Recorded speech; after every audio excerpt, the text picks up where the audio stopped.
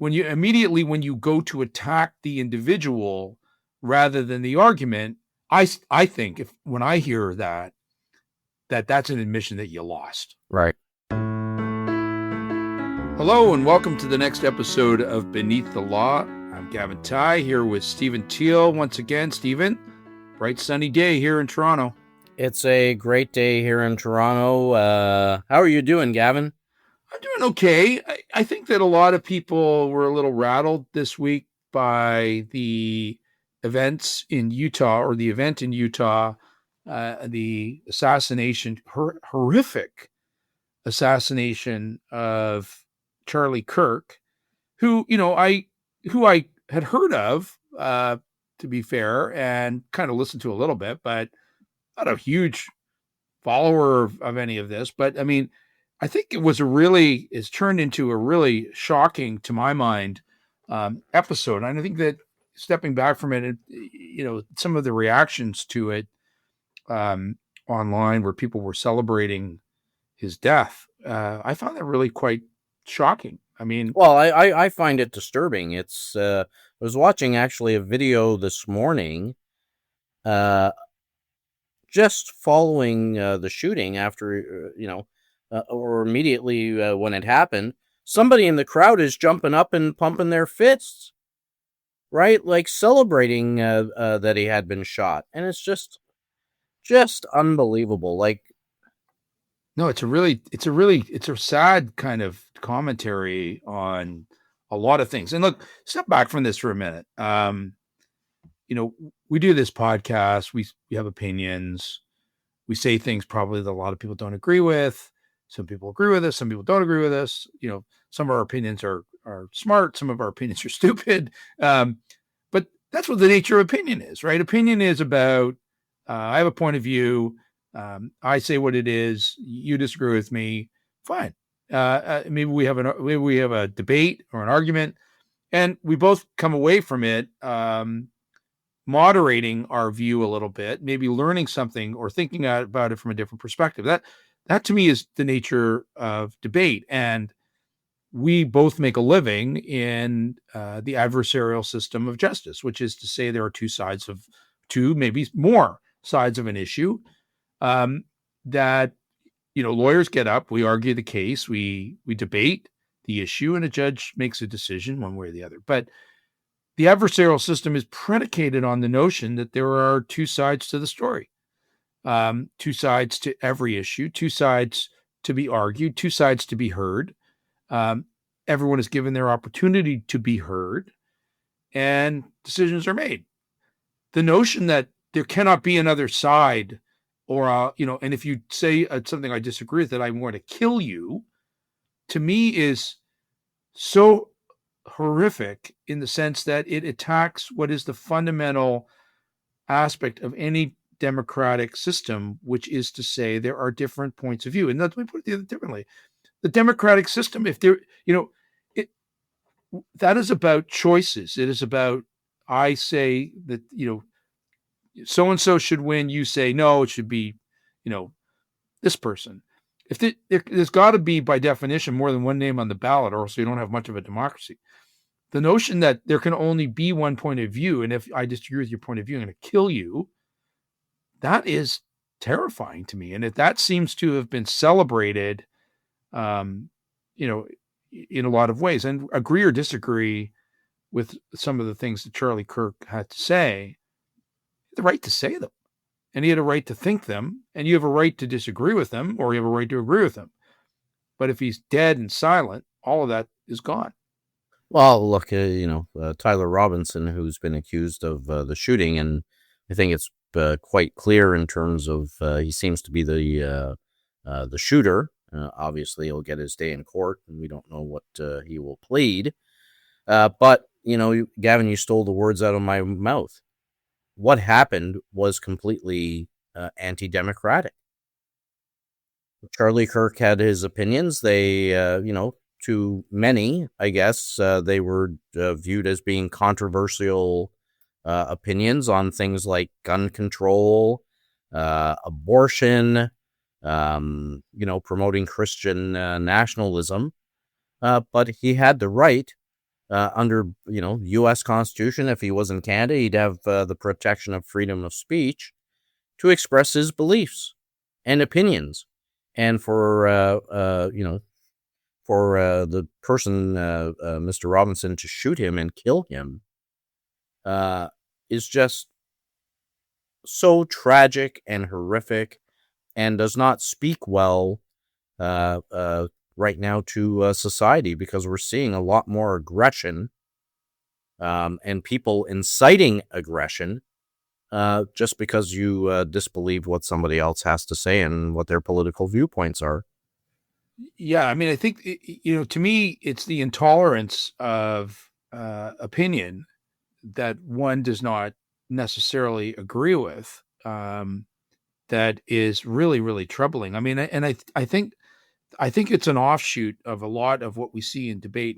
And in debate, I always think that one of the surest admissions of a weak argument is when someone turns it into what is referred to an ad hominem attack.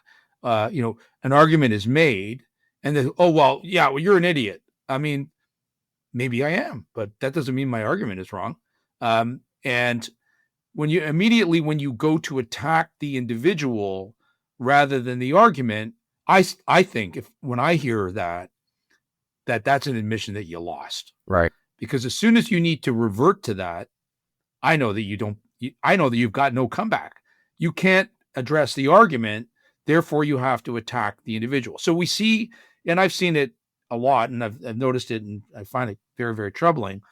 But certainly in a case, when you're arguing a case, as soon as the other side starts to turn and make comments about you, or oh, well, yeah, but his or call your client names, or they've lost the argument, to my mind, because they cannot address the points that are an issue. They have to try to revert to ad hominem attack, of personal attacks. And I think this is just the next offshoot of that. So we see this a lot now in common parlance, where, people are anyone, oh, he's a fascist, or he's a racist, or he's a this or that. I mean, it's a name calling because they can't address the argument. And, like, love him or hate him. And I've actually, I guess, ironically, I think that this whole event has made people tune into Charlie Kirk probably a lot more than they did before. If he was listened to before, it's exponentially larger now. But one of the things you love him or hate him, one of the things that he did was say, debate me. Okay, you have a point of view, I have a point of view. Let's hash it out. And that invitation to open debate was such a sign of strength and conviction in position. It's very persuasive. When you turn around and say, oh, yeah, well, you're a fascist. I mean, that is an admission that you got nothing. You got nothing. You can't come back at that. Once you revert to name calling, it's over. Right. And look, I mean, the whole fundamental foundation of democracy is to have that open debate, to understand a person's position, and then, perhaps come to a compromise on a position, or, you basically agree with the other person's position, right? That their position is much more correct, or come to some refined or hybrid view. Right. I think that the reality of the reality of debate and argument is what we do for a living. But it is, sure, it is a confrontational. Yeah, it's confrontational. But the ability to understand the way to win an argument is to understand the other side's position. The way to win an argument is not just to blather your talking points. It is to understand what the other side is saying, understand the weaknesses in your own side, and the strengths on the other side, and attack their strengths to buttress your own weaknesses. That's argument, and you have to do that in somewhat of a dispassionate fashion. But I mean, running away from the argument by calling people names, or even worse, resorting to violence, is an admission, in my view, that you've got no merit in your argument. Otherwise, you wouldn't need to do that. Yeah, and Gavin, I think the reality is we're beginning to see a period, once again, where violence seems to be the reaction to the expression of political opinion. And it's unfortunate. We saw that certainly in the 1960s. There were a number of assassinations of, non-politicians, Martin Luther King and I think that there's a great, forget the point that, what you think of their views and the arguments that they were making. The arguments made by Martin Luther King in the 1960s with respect to segregation and rights of African Americans were hugely controversial. Hugely controversial. We've seen the videos of Selma, etc. People had he was extraordinarily controversial views that a lot of people didn't agree with, and we may look at it back now and think, that was, how could you not agree with that? But had he not had the courage and ability to express those views, where would we be as a society? He advanced society because we had debate. He ameliorated people's views. People's hearts and minds changed as a result of the words of Martin Luther King. And I think that hearts and minds changing is the ultimate fruit of debate.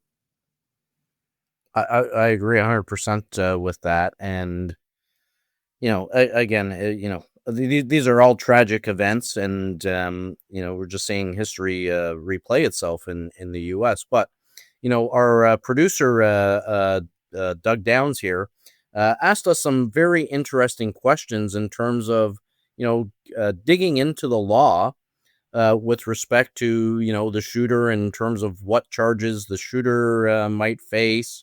Should the university be held liable, or do they have some potential exposure because of, the shooter being on the rooftop, inadequate security potentially, which resulted in Mr. Kirk's death. So, some interesting points, I think, for Mr. Robinson, if I understand it. At the time of this recording, the charges haven't yet been made public. But from what I understand, under Utah law, they are looking to charge him with what is called aggravated murder, because they are looking at the death penalty for him. And in the U.S., you can have both state charges and federal charges. In Canada, you'd just be looking at, I guess, a first-degree murder charge. It's, this was premeditated. There's no question about that. Right? There's no question of premeditation here. Any argument, you don't bring you don't bring a high-powered rifle with a scope and get on a roof without an intention to kill someone.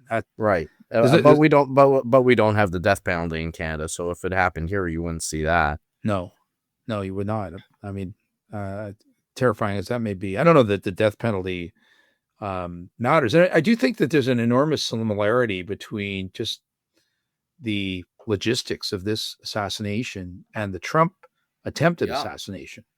They're both young white men using high-powered rifles from rooftops at a public gathering. This is, if this isn't a copycat, I don't know what is. If this one was a better, unfortunately for Mr. Kirk, was a better shot than the Butler assassination attempt on the President Trump. But this is pretty shocking. This is a pretty awful issue. In terms of liability, let's think about that. We're talking about civil liability of the university. Right. If there was some sort of wrongful death suit brought by the Kirk estate with respect to this, did the university have any obligation to protect Mr. Kirk? From a tort perspective, I think that I have some difficulty with that. Was this foreseeable? I don't know.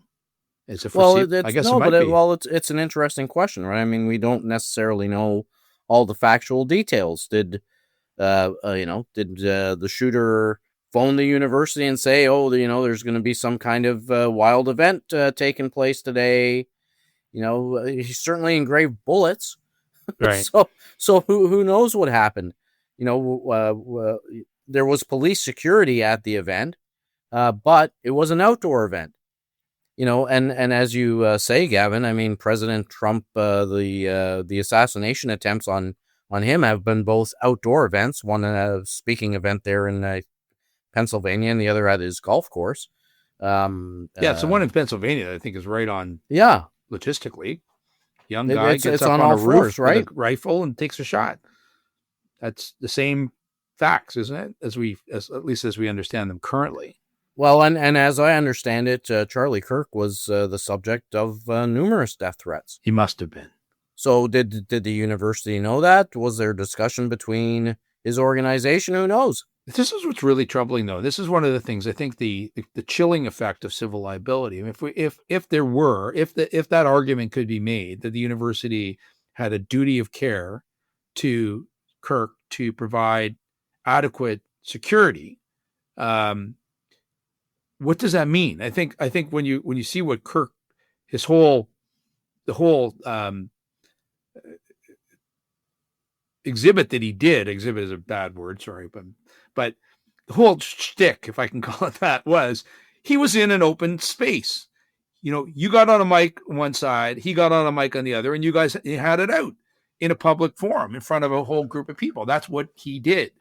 So, if you had, the university now has to take precaution. What does that mean? They've put bulletproof glass between Kirk and the audience? Well, that's the end of that. He can't. That takes away from completely what he was doing. Right, the interaction with the crowd. Is that not?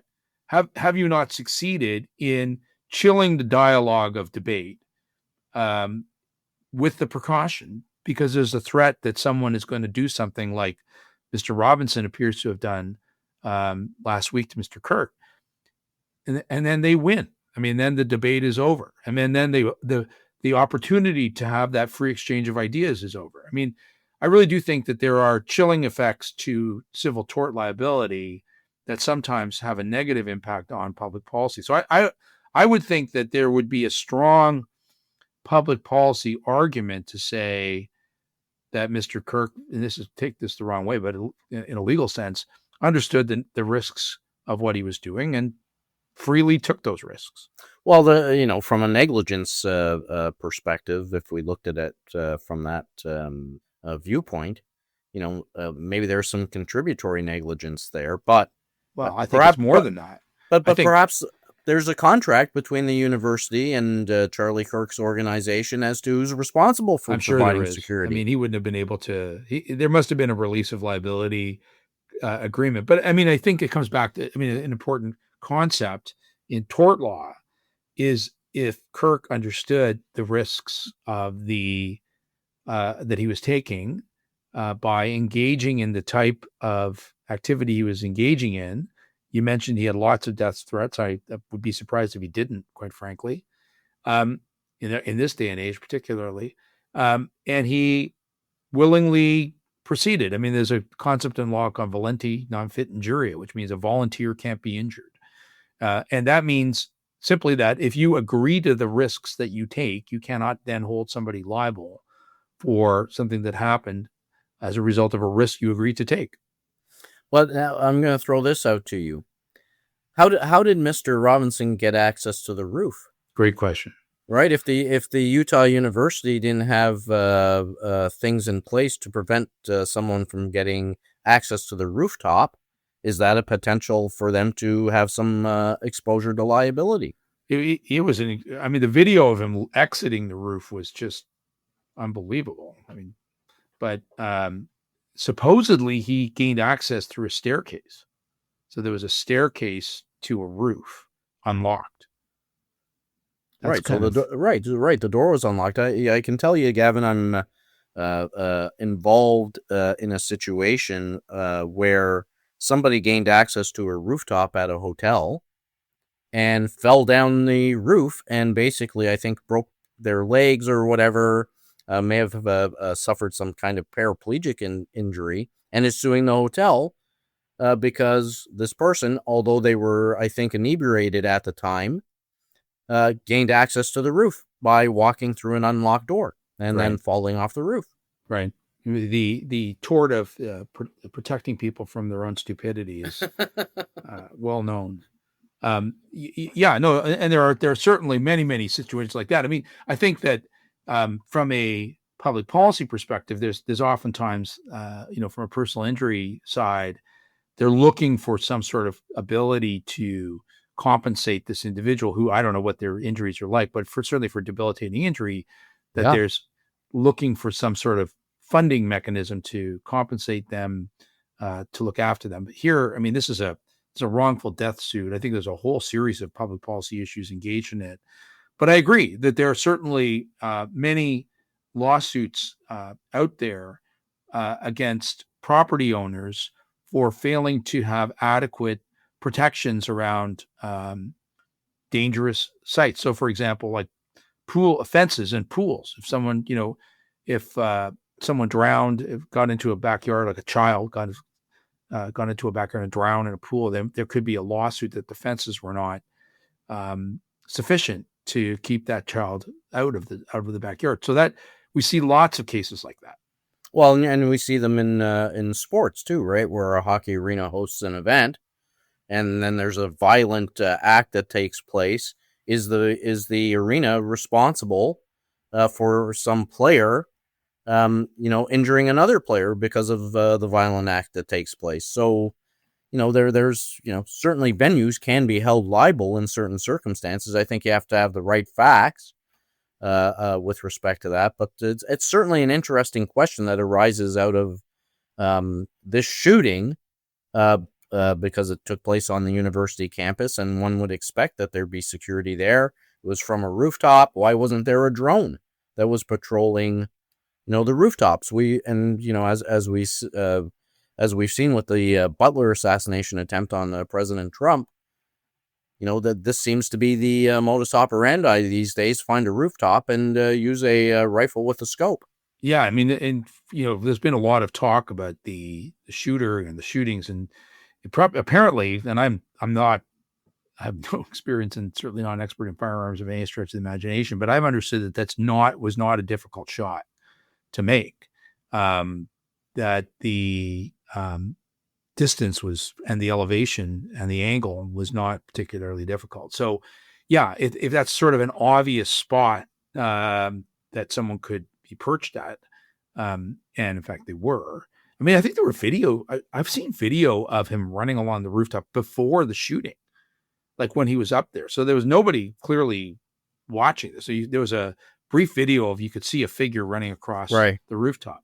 So, he was visible. I mean, and that's very much like the Butler shooter. He was visible too. I mean, I think that there's a major breakdown there. I mean, that was the Secret Service has a obligation and the Trump had security with him at the time, but I guess Kirk was a private individual and he is responsible for his own security. So your point is, did the university have some obligation to secure that site, given the foreseeable risk of a shooter? Maybe. Well, yeah, and it raises this question. Let's say the Utah University in this circumstance is not responsible because it was not foreseeable. What happens now in the future? Right? Well, I think it is foreseeable. Right. I think it's clearly foreseeable. That I think that Butler, but I mean, it's foreseeable about anyone. I mean, any controversial figure, any political figure. I mean, there's people hate people, and it only takes one shooter, right? Right. But I think that's the point that I'm trying to make is, do universities now, or are universities required to adjust their protocols to not have outdoor events and to have them indoor to prevent this kind of a shooting, right? You can't shoot from a rooftop in general into a room, although I guess you could still do that if it has windows and stuff. But yeah, I mean, I think, it's an interesting point. The other civil liability questions that have come out of this is, I think, the aftermath of it, the reaction of some people. I personally find abhorrent to celebrate the death of anyone, but it was, I guess, with limited exceptions. But the I mean, there's been a number of people that have been relieved of their employment for celebrating online. That was a professor at U of T who had left comments, sort of, I guess, condoning the assassination, and have they been terminated, or have they been put on leave of absence? We're right. They were the University of Toronto professor was put on a leave of absence. We've had the teacher at the TDSB has been put on some kind of temporary leave of absence as well for showing a video to her students or his students. In I'm school. not sure. In school. Yeah, so I think it's a fundamental distinction between those two, right? Yeah, I mean, I think that this is really where I draw the line. I mean, I think I wonder what the thinking is of people that celebrate this. But again, you can't say that, you're entitled to, we believe in free speech and you're entitled to opinion, and not say that they're entitled to their opinion. And I guess from the U of T professor's perspective, this was not something they did in the classroom or in the lecture hall. This was something they did on their own time, on their own personal social media profile. And I guess the reality is just because you're a professor at U of T, does that mean that you're not entitled to your own opinion? I don't know. Well, and who knows, whether their account, whether it was a Twitter account or X account, profiles them as a U of T professor. It obviously came back to University of Toronto. I think actually one of the government ministers said that it was inappropriate for what this professor had posted. Yeah, I mean, look, but that may be so. My point is that, people, if just because I have a job, does that mean I'm not entitled to a personal opinion? I mean, maybe. So I guess it depends on the job. But certainly, people are entitled to their personal opinions and they're entitled to express their opinions. But I guess the reality is that while you're free to express your opinions, sometimes your expression has consequences. And here it was an employment. I don't know. I have trouble with it. I have trouble with the opinion. I don't like the opinion. I don't share it in any way, shape, or form of celebrating the death of anyone. Yeah. But at the same time, I believe in freedom of speech. And I believe that you're entitled to have opinions. And I want to hear your opinion because that lets me know who you are. I would prefer to know who someone is. I would prefer to know that this professor is ghoulish, frankly, in the celebration of the death of someone.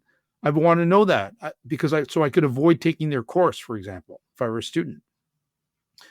And if they weren't entitled to express their opinion, I wouldn't know that. So freedom of expression to me has all sorts of benefits, one of which is you get to know who you're dealing with. And I query again, and I wonder whether or not, wouldn't it be better to expose people with this morbid view than to let them lurk kind of clandestinely and do what they do and influence young minds without knowing that? Yeah, no, well, look, it raises some interesting employment questions, and from in the academic circle, especially, and then we had we had a Canadian who was falsely accused of being the shooter. Would he have a defamation claim against somebody because the way that things work now on the internet, everybody's doing their own investigation. Who is the shooter? Let's identify him. Oh, it must be that poor Canadian guy. Yeah. Right, he looks like he's dressed the same, and then that gets around, and all of a sudden, yeah, that was odd. He was an older gentleman. His image was plastered all over the place for a very brief point of time, and I think he was physically brought down by law enforcement at the time. I think there were videos of that too. I don't know that he would have. He would certainly. I don't think he would have there's no defamation claim against law enforcement for. No, but whoever posted online identifying him as the shooter, would that be defamatory? I mean, he's being then accused of a crime or being a suspect in a crime without any facts.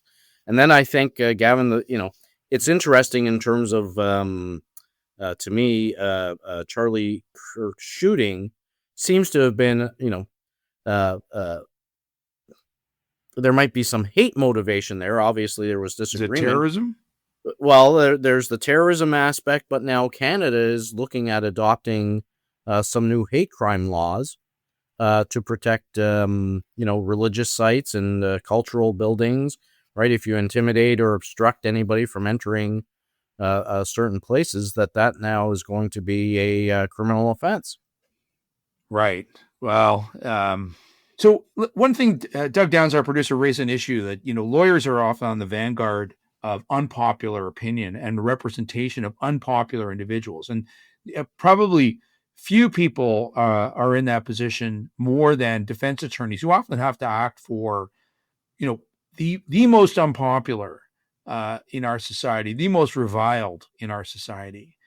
And I wonder, I think it's very important for the bar to have the courage to continue to advocate for unpopular people and unpopular opinions. And I think that this is a moment where everybody's kind of looking in the rearview mirror and saying, "Wow, is my life in danger because of what I'm doing?" Yeah, and look, we've seen it before with respect to lawyers representing a client in a very acrimonious disputes. We've had a lawyer in Toronto who was killed by the party on the opposite side, ran him over in the garage. We had the shooting incident, this is years ago at Osgood Hall in downtown Toronto, and I think they still have the bullet holes in the bench there in the courtroom where that happened. But look, this shooting has a chilling effect on that. And, do you really want to take that on as a defense lawyer and, represent an unpopular client when they are entitled to legal representation? Right. I mean, I think that it's the real courage of the bar to oftentimes advocate for views or people that are incredibly unpopular. And that is a very, very difficult thing to do. I mean, people ask that question all the time. Well, how could you act for so-and-so, or how could they, everyone is entitled to their defense. As I said, everyone is entitled to the other side of the story. It doesn't mean it's going to win. In fact, what it leads to often is the right result, because what it is not is that no one is bulldozed over anything in terms of they get their opportunity to mount their defense. They have the access to people who have knowledge of the system, who have knowledge of the legal process to advocate on their behalf. And the result invariably is better for that process. The better the defense counsel, the better the outcome of the trial, the more solid the finding is. When people have no ability to defend themselves, the verdict is meaningless. I mean, having a debate, having the contest leads to the right result more times than not. And I think that, the bar and lawyers in particular, and young lawyers, law students, it's a difficult profession, and you're going to make arguments that you may not necessarily personally agree with. But you are there to champion a side and you are there to serve the client. You are not there for yourself. That's a difficult thing to do. And I think the public needs to understand the critical importance of the role of the bar and lawyers to advocate for people that are popular. Mr. Robinson will hopefully have a very, very good attorney who will advocate his position. And people will say, how can he have a lawyer? How can he not? If once you've thrown that out the window, I think that everything Charlie Kirk is talking about is thrown out the window with it. He was all about debate. He was all about hearing the other side of the equation and contesting it, in the field. That's what lawyers do every day. Yeah, and Kirk was not advocating violence. So, look, Mr. Robinson is still presumed innocent until he's found guilty or pleads guilty, and he's entitled to his defense. Right. And a lawyer should be there to mount it. Absolutely. It's very interesting to me that this individual is been arrested, and I would be most interested. I will be interested. I'm assuming that we will find out something of what went through this young man's mind to put him in the position that he's in right now and put us all in the position that we're in right now. And I really do think that I hope it is a watershed moment for taking down the temperature and the intolerance of opposite points of view, and once again re-engaging in debate aimed at improving, frankly, both sides of the argument and learning from different points of view. But I don't have a lot of hope for it. I got to tell you, I think the temperatures turned up, not down. Well, I agree with that, and that's my concern, that more and more people are becoming entrenched with their political views, and when there's disagreement, they're taking things into their own hands and aiming at targets rather than aiming at the arguments. Very, very troubling times we live in, my friend. Anyways, we hopefully we can say that no one is above the law and everyone is beneath it, because it matters. The rule of law matters. The ability to have both sides of an argument heard matter. And I think that we need to all be beneath the law a little bit more.